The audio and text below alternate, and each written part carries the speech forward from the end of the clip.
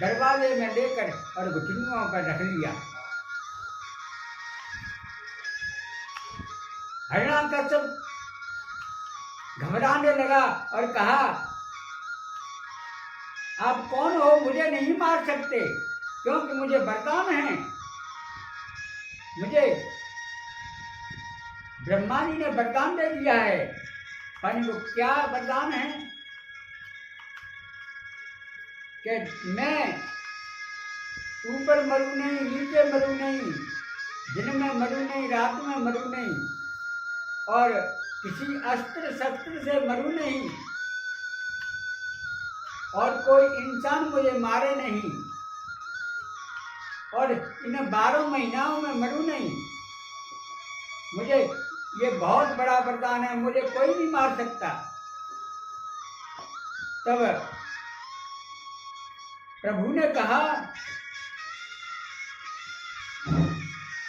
कि देखो, आज देख लो तुम, न तो रात है न दिन है, न ऊपर है न नीचे है। तो उसको जामों पर रख दिया दरवाजे में, और सिंदूरा निकलता है, दिन बूझने को जाता है। तो उससे कहा, देख ले, ये रात तो नहीं है कि नहीं है, ये दिन तो नहीं है, नहीं है, और घुटनों पर रखा हुआ था। तो नरसिंह भगवान ने कहा, तो ऊपर तो नहीं है कि नहीं है, और नीचे तो नहीं है कि नहीं है, और लौंड का महीना निकाला कि ये तेरे लिए ये लौंड का महीना निकाला है, और देख ये नाखून तेरे लिए रखाए हैं मैंने। कोई अस्त्र शस्त्र तो नहीं है कि नहीं है, कोई इंसान तो नहीं है कि नहीं है। जितनी वरदान थे सब उनको पूछ लिया, और नाखूनों से उसके पेट को फाड़ डाला,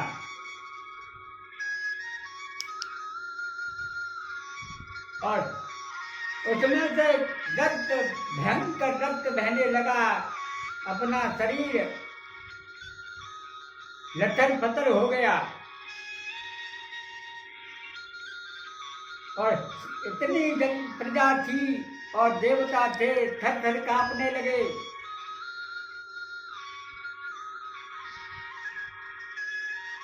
तब देवताओं ने मन में सोचा कि अब क्या होगा, ये तो बहुत बड़े क्रोध में हैं प्रभु। अब ऐसा करो कि जो अपने घरवाली की हर इंसान मानता है, और क्षीर सागर में चलो माता लक्ष्मी के पास, और ये इनको शांत कर देंगी। और जितने भी देवता थे और क्षीर सागर में लक्ष्मी के पास चले गए, और जाकर के कहा, त्राय माँ माता। लक्ष्मी ने क्या हुआ? देवताओं कैसे घबराए हुए हो? माता कुछ मत पूछो, तुम्हारे जो पतिदेव हैं प्रभु, संसार के पालनहारे, वे इस समय भयंकर क्रोध में हैं, उनको शांत करने के लिए आप चलिए। और लक्ष्मी कहने लगी, धिक्कार है तुम्हारे लिए मेरे स्वामी क्रोध में। मेरे स्वामी तो शांताकार हैं, आपको पता होगा कि आपके बिस्तर में कोई काला नाग घुस जाए शाम को, और उसमें निकलते हुए नहीं दिखाई दे, तो रात्रि में तुम्हें उस बिस्तर में नींद आ जाएगी।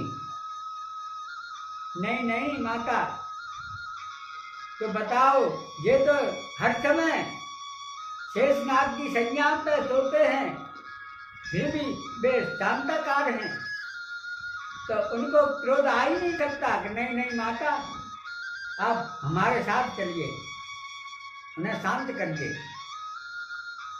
माता लक्ष्मी ने और 16 श्रृंगार किए और आरती का थाल लेकर चल पड़ी देवताओं के साथ, और जाकर के नरसिंह भगवान के सामने वो आरती घुमाने लगी। आरती घुमाते घुमाते जैसे ही नरसिंह भगवान ने और भयंकर रूप से धार लगाई तो गैया मैया कहकर और थाल को फेंक कर भाग गई लक्ष्मी जी। अरे मुझे यहाँ कहाँ आकर फंसा दिया। अब तो देवता घबराने लगे, अब क्या होगा। तब देवताओं ने मन में सोचा कि देखो भगवान ने ये रूप धारण प्रहलाद के लिए किया है, इसलिए प्रहलाद से कहो। तब प्रहलाद से कहा, प्रहलाद आप ही इन प्रभु को शांत कर सकते हो। ठीक है। प्रहलाद गए और जाकर चरणों में लेट गए, सिर को रख लिया। नरसिंह भगवान ने प्रहलाद को उठाया और छाती से लगा लिया और प्यार दुलार करने लगे,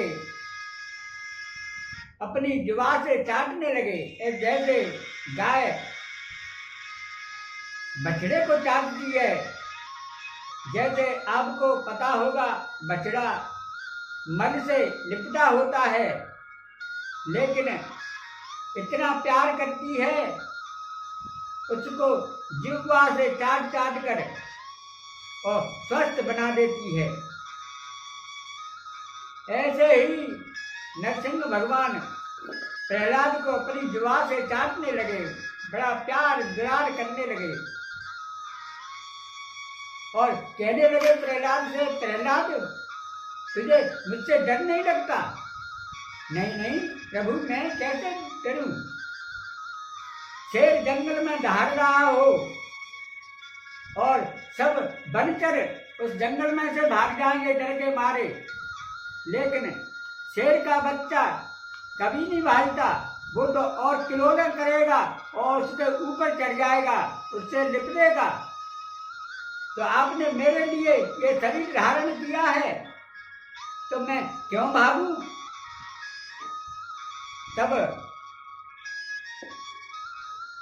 तब उन्होंने कहा कि बेटा मैं तेरी तपस्या से बहुत प्रसन्न हूं, अब तू वरदान मांग।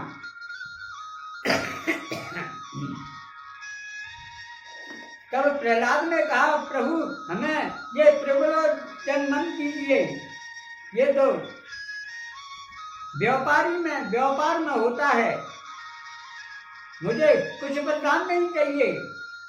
नहीं नहीं बेटा, मेरे लिए कुछ मांग, और मैं इसी से प्रसन्न रहता हूँ भक्तों से। तब प्रहलाद ने मन में सोचा कि आप कहते हो तो मुझे एक ही वरदान दीजिए, वर क्या कि कभी जीवन में मेरी मांगने की कोई वरदान इच्छा ही न हो। तब कहा भगवान ने, अरे प्रहलाद नहीं नहीं मेरे लिए तू कुछ मांगे, मैं तभी प्रसन्न होऊंगा। पितापे से बच्चे मांगते हैं और मांगना भी चाहिए। तब ठीक है, प्रहलाद ने मन में सोचा कि इसी में एक कुछ है, तो मुझे एक ही वरदान दे दीजिए प्रभु। क्या? तब नरसिंह भगवान से ये कहा, तो नरसिंह भगवान ने कहा जो इच्छा हो वो मांग लीजिए। तो प्रहलाद ने कहा बस एक ही वरदान दे दीजिए। क्या? कि मेरे जो पिता का शरीर मरा हुआ पड़ा है, यानी अधोगति नहीं होनी चाहिए, ये वैकुंठ बुझाने चाहिए। अरे प्रहलाद, ऐसा भक्त मैंने आज तक नहीं देखा। तेरे पिता ने इतने दुख दर्द किए, फिर भी तू इनकी मुक्ति मांग रहा है। लेकिन ये मत भूल, जिसके यहाँ से जन्म दिया, ऐसे पिता को कभी अधोगति नहीं मिल सकती। इनको परम गति मिलेगी, वैकुंठ मिलेगा, और जा 36,000 वर्ष तक राज कर और बड़ा प्रसन्न रहे। बोलो वृंदावन बिहारी लाल की जय।